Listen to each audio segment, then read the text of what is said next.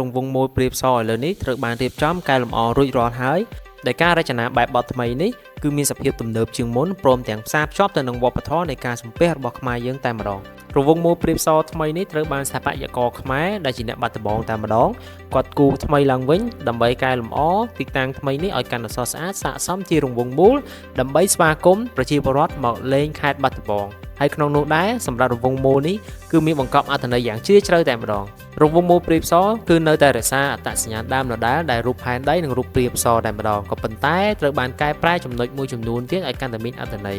ក្នុងនោះដែរបើសិនជាយើងសង្កេតមើលឃើញទៅគឺថា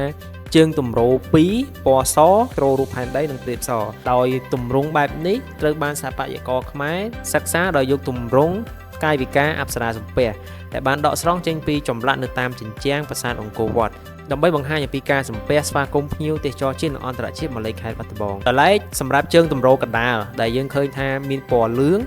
យ៉ាងស្រស់ស្អាតដែលជាពណ៌តំណាងអគារសាលាខេត្តផ្ទាល់តែម្ដងហើយបើសិនជាយើងមើលពីការប្រើប្រាស់ពណ៌ដែលមាននៅលើរង្វង់មូលប្រៀបសនេះការប្រើប្រាស់ពណ៌ក៏រំលេចទៅតាមសំណង់ស្ថាបត្យកម្មដែលមាននៅក្នុងខេត្តបាត់ដំបងទីក្រុងបាត់ដំបងគឺជាទីក្រុងដែលសម្បូរទៅដោយសំណង់អគារស្ថាបត្យកម្មពីសម័យអាណានិគមបារាំងទីតាំងរង្វង់មូលថ្មីនេះគឺគាត់បានប្រើប្រាស់ពណ៌ក៏ទៅតាម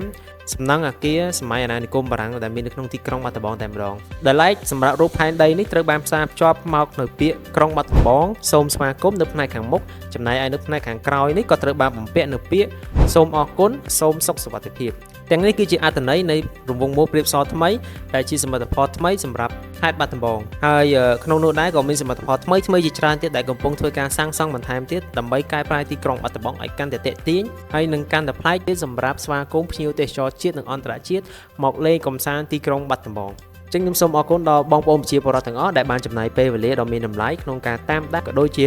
ស្វែងយល់អំពីអត្ថន័យនៃរង្វង់មូលប្រៀបសនេះសូមអរគុណ